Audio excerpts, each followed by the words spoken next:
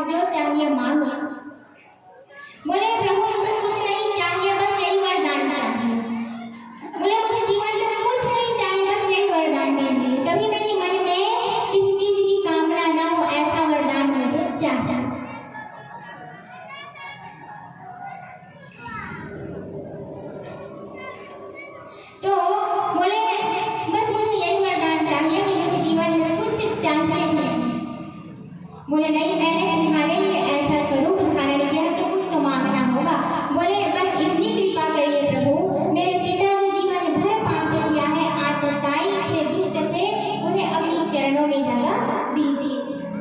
तब नरसिंह भगवान कहते हैं, जिस पिता का पुत्र इतना परमात्मा हो, उसके पिता का कोई नरक का द्वार देखना पड़ेगा।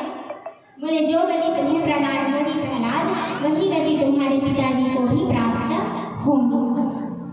बोले नरसिंह भगवान की जय, भक्तवत्सल भगवान की जय। इस प्रकार से नरसिंह अवतार की कथा सुखदेव मुनि राजा परीक्षित को श्रवण कराया। अब आगे वर्णन करते हैं। अष्टमी स्कंध में एक कथा आती है, गज और ग्राह की। बोले आसीदगिरि गिरो राजसकूट इति विश्रुतः, क्षीरोदेना वृत्तः श्रीमान्यो जयायुधमुच्छितः। बोले जिस व्यक्ति को जीवन भर अभिमान रहता है ना, मेरे ही कारण से मेरा परिवार चल रहा है, इस कारण से किसी को अभिमान रहता है, किसी को अपने पद का अभिमान रहता है। तो यहाँ आज त्रिकुट नामक पर्वत में एक गजेंद्र है, गजराज, इसे भी बड़ा अभिमान। गजेंद्र को अपने आप को जंगल का राजा समझता था। अब सब जगह अपने झुंड के साथ, अपनी पत्नियों, अपने बच्चों के साथ घूम घूम कर यही कहने लगता था कि किसी भी छोटे मोटे जीव को यदि कुछ आवश्यकता हो ना, तो मैं सामर्थ्य हूँ, मैं दे दूंगा। सब कोई बताते फिरता था गजराज। तो ऐसे बताने लगा और घूमते घूमते खूब जंगल में दंड मचाने लगा। ये तो मेरा राज्य है, मेरा साम्राज्य है, मेरा कोई कुछ नहीं बिगाड़ पाएगा। वह गजराज ऐसे ही समझकर घूमने लगता। अब घूमते घूमते एक सरोवर में गया, एक नदी में गया। अब नदी में गया अपनी पत्नियों के साथ, अपने बच्चों के साथ। तो वहां जाकर जल में क्रीड़ा करने लगा, जल में खेलने लगा। अब बहुत समय तक जल में ही खेलते रहे। कभी किसी पत्नी के ऊपर अपने पानी को फेंकता, कभी बच्चों के ऊपर फेंकता। अब उसका अभिमान बहुत था ना, मेरी तो इतनी सारी पत्नियां हैं, इतने बच्चे हैं, मुझे लोग दुखी नहीं देख पाएंगे। अब ध्यान से सुनना इस कथा को, ये कथा हमारी ही कथा है ना, जीव की कथा। हमें भी बड़ा अभिमान रहता है, हमारे दुख के समय हमारे भाई आएंगे, हमारी माता आएगी, हमारे पिता आएंगे, सबको ये अभिमान रहता है। मेरे भाई तो बड़े पद में है, वो तो अवश्य आएगा, धन से प्रयोग अवश्य करेगा। ऐसे ही अभिमान गजराज को था। अब उसी जल में क्रीड़ा करने लगा। क्रीड़ा करते रहे तो अब कर के था तो थोड़े समय के लिए करता खेलता है, लेकिन वो तो इतना समय बीत गया, बहुत समय बीत गया, उसे पता नहीं चला समय का। तो पता नहीं चला। तो क्रीड़ा कर ही रहा था कि एक छोटा सा जीव उस गजराज के पैर को जल में पकड़ लिया। अब जैसे ही पकड़ा, गजराज को लगा ये छोटा सा जीव, और मैं कहाँ गजराज इतना बड़ा विशालकाय जीव, मेरा कुछ थोड़ी ना बिगाड़ पाएगा। सबके मन में एकदम रहता है मेरा छोटा सा पैर का दर्द ही तो है, समय आने पर ठीक हो जाएगा। अब धीरे धीरे कर वह जीव कौन है? ग्राह है वह जीव। ग्राह धीरे धीरे गजेंद्र को और जकड़कर पकड़ने लगा। ठीक उसी प्रकार एक छोटी सी बीमारी मनुष्य का देह में और बढ़ते जाता है। अब फिर से अपने आप को बचाने का प्रयास कर रहा है ना। अब गजराज धीरे धीरे अपने को बचाने का प्रयास कर रहा है।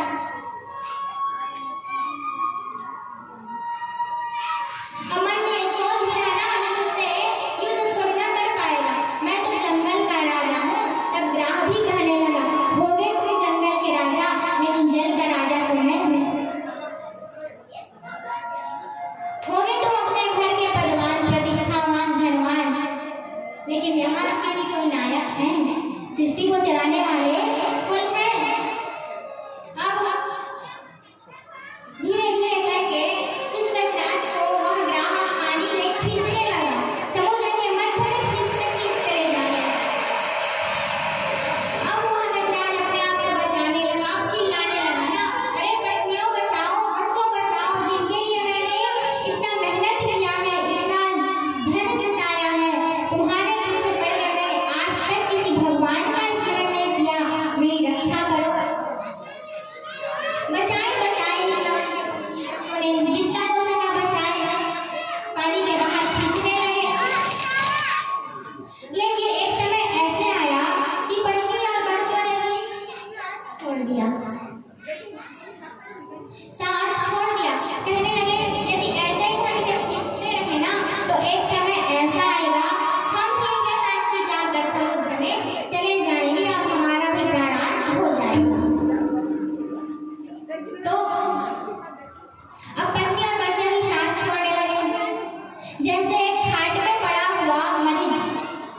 बचाते हैं घर के लोग, इलाज करवाते हैं, लेकिन एक समय ऐसा आता है कि मन से उतर जाता है, अब ये व्यक्ति ठीक होने वाला नहीं है।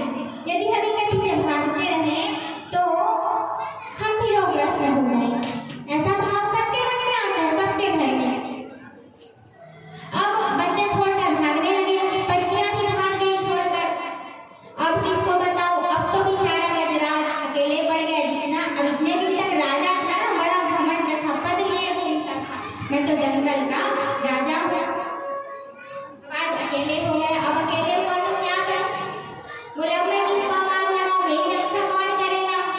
फिर उसके मन में याद आया कि एक है कोई भक्त वत्सल करुणानिधान दयावान, उन्हें आवाज लगाया गया। तब उनके मन में आया, हे करुणानिधान, हे गोविंद, ऐसे करने वाला कि वो सब निकला था। भगवान वैकुंठपति अपने सिंहासन से उठ गए और बिंद ही रह पाए थे कि भगवान वहां पर प्रकट हो गए। बोले लक्ष्मी नारायण भगवान की। अब समुद्र में तो कुछ मिलेगा नहीं, नदी में कुछ नहीं मिलेगा, तो वहां पर क्या था, बस एक कमल के पुष्प थे, कमल का फूल था। गजराज ने नदी से कमल का पुष्प लिया और भगवान की ओर से उन्हें अर्पण कर दिया और भगवान की स्तुति गाने लगा। इस प्रकार भगवान नारायण आज गजेंद्र को ग्राह के फंदे से छुड़ाते हैं। अब ये सुखदेव मुनि से प्रश्न करते हैं राजा परीक्षित, कहते हैं नाम तो आपका गजेंद्र ने लिया, लेकिन आपने यहाँ आकर पहले ग्राह का उद्धार किया। ग्राह का उद्धार किया है क्यों, बोले तब भगवान कहते हैं ये ग्राह की तो है जिसके कारण गजराज को मेरी याद आई, इसीलिए पहले ग्राह का उद्धार भगवान कर दिया। अपने सुदर्शन चक्र से उस ग्राह का अंत कर दिए और आज भगवान गजेंद्र को ग्राह के फंदे से मुक्त करा देते हैं।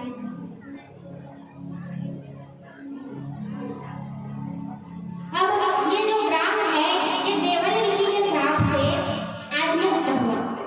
जो ग्राह है ना, ये वह जो गजराज था वह पांडवों का राजा इंद्रद्युम्न था।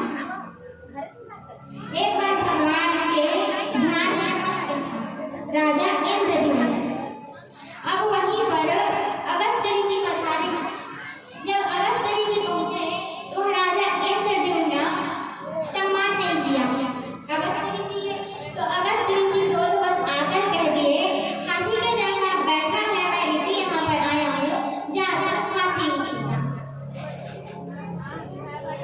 और वह इंद्रद्युम्न राजा ही गजराज बना और आज भगवान गजराज पर कृपा करते हैं और ग्राह के फंदे से मुक्त कराते हैं। अब इसके बाद छठे स्कंद की कथा आती है। छठे स्कंद में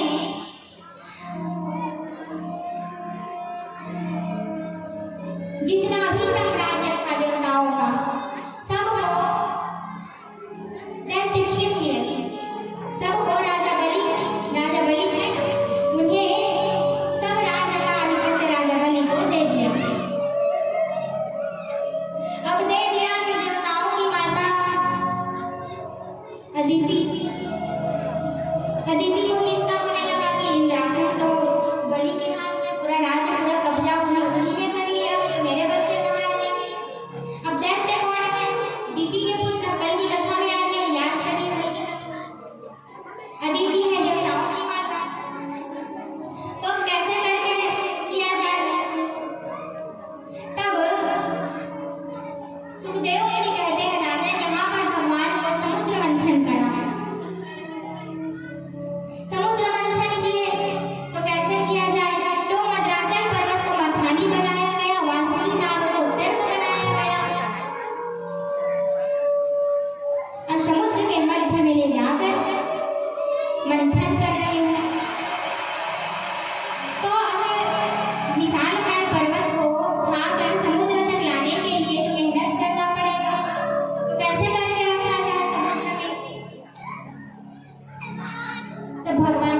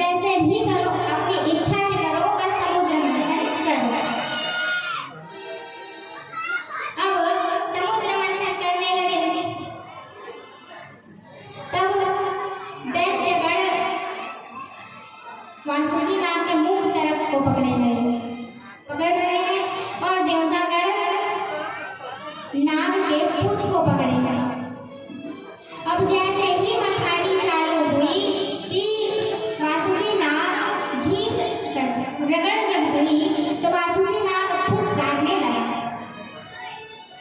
उसकी फुसकार को सुनकर कई दैत्यों की मृत्यु हो गई, कई दैत्य वहां से गिर कर भाग गए। अब जैसे जैसे उठे तो अब मथानी चालू हुई कि पर्वत नीचे समुद्र में धंसने लगा। तो भगवान उस समय कच्छप अवतार धारण करके मद्राचल पर्वत को अपनी पीठ पर रखते हैं। बोले कच्छप अवतार भगवान की। अब मंथन पुनः प्रारंभ हुई। मंथन हुई तो सबसे पहले विष निकला। कौन सा विष? हलाहल। अब विष निकला तो बोला विश्व कौन रखेगा? देवता रखेंगे कि दैत्य? तब उस समय सबको स्मरण आया विष रखने की सामर्थ्यता किसी में है तो वो देवाधिदेव महादेव है। और सभी मिलकर स्तुति करते हैं। देव देव महादेव भूतात्मन भूतभावन त्राहिना शरणापन्नास त्रैलोक्यगहनाथ विशाल। हे प्रभु, हे भगवान, हे देवाधिदेव महादेव, इस हलाहल वीर से हमारी रक्षा करिए। इसके तेज से संपूर्ण लोक जलने लगा। जैसे ही देवताओं की स्तुति सुनी भगवान भोले भंडारी तब निज कर पर उठा इलाहलाहल पान। उसी समय शंकर हुए नीलकंठ भगवान। बोले नीलकंठ भगवान की। अब उसी बीच में से कुछ बीच के बूंद नीचे गिर गया। उस बूंद को जहरीले बड़े बड़े सर्प बिच्छू ने ग्रहण किया और जहरीले हो गए। अब सोचो एक बिच्छू के मारने से कितना पीड़ा होता है। एक बिच्छू का डंक लगता है तो कितना पीड़ा होता है। अब वो हलाहल कैसी होगी? जिसे शंकर भगवान ने ग्रहण किया अपने कंठ में रखे हैं। कंठ में रखे हैं ना, यहाँ से नीचे नहीं आए हैं। क्यों? क्योंकि यहाँ पर हृदय में भगवान श्री सीताराम जी विराजमान। अब फिर से पुनः मंथन चालू किया गया तो कामधेनु गाय निकली। कामधेनु गाय निकली उसे ऋषियों को दे दिया गया। चैत्रश्रवा अश्व घोड़ा निकला। ऐरावत नाम की हाथी निकली, उसे इंद्र को दे दिया गया। अब कौस्तुभमणि निकली, उसे कौन लेंगे?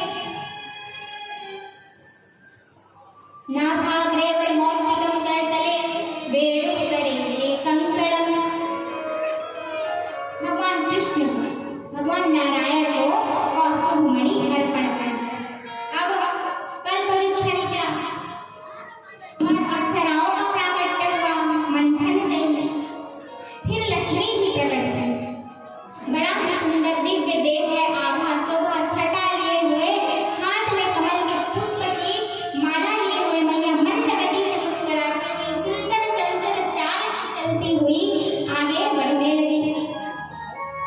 अब आगे बढ़ने लगी तो वहीं पर सब ऋषिगण विराजमान थे, बैठे हुए थे एक करके। वशिष्ठ, अगस्त्य, च्यवन, गौतम, देवल, देवलराज, अतिथि सब एक करके लाइन से बैठने लगे। बड़े प्रसन्न होते, अपने आप को ऐसा संवारने लगते। देखो लक्ष्मी मैया मेरे तरफ आ गई। एक पंक्ति में बैठे हुए हैं दैत्यगण, एक पंक्ति में बैठे हुए हैं ऋषिगण। मैया धीरे धीरे जा रही है, पहले जाके ब्रह्मा जी के आगे। ब्रह्मा जी को लगा ये स्त्री निश्चय ही मुझे वरमाला पहनाएगी। फिर मैया सोचने लगती है ये तो ऋषि है, दिन भर इनका माला करना काम है, मैं इनके साथ जाकर क्या करूंगी? मैया वहां से भी आगे बढ़ने लगी। अब गई दैत्यों के समक्ष। अब दैत्यों के समक्ष गई तो मैया सोचने लगी खुद तो काले कलूठे बने हैं, खुद मैले वस्त्र धारण किए हुए हैं, खुद के भोजन के लिए एक दूसरे के ऊपर झपट पड़ते हैं, कूद पड़ते हैं, मुझे क्या खिलाएंगे? मैया और आगे बढ़ी। और जब आगे बढ़ी तो वहां पर कौन खड़े थे? शांताकारं भुजगशयनं पद्मनाभं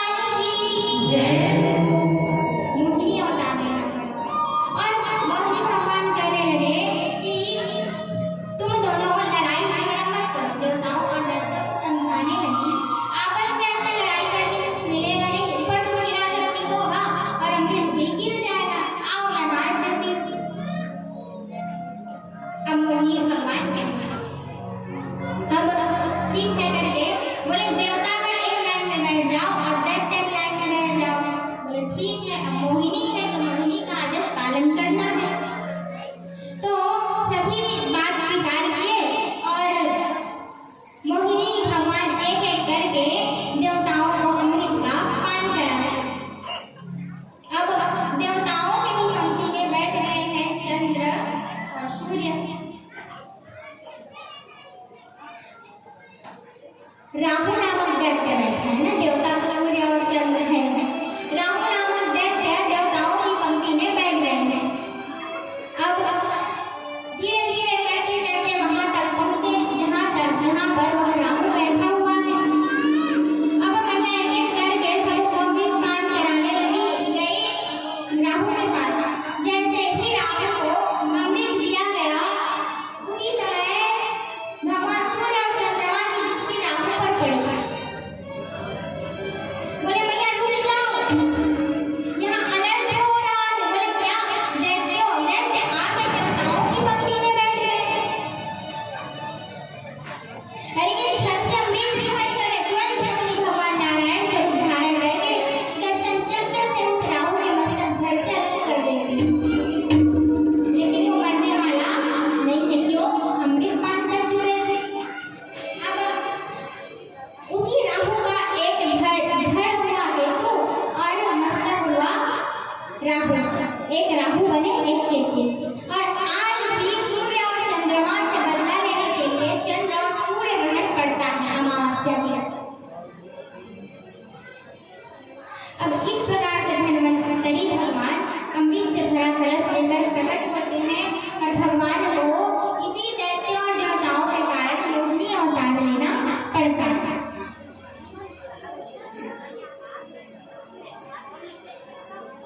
अब क्या हुआ, जब भगवान ऐसे किए तो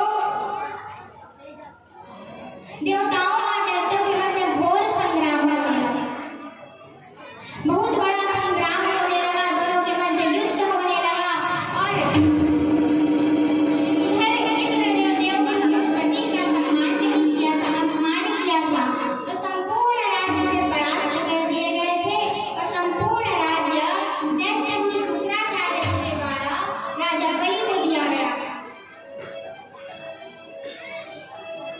राजा बलि को दिया गया।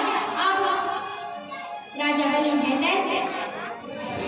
अब इधर दीदी और परेशान होने लगी। बोली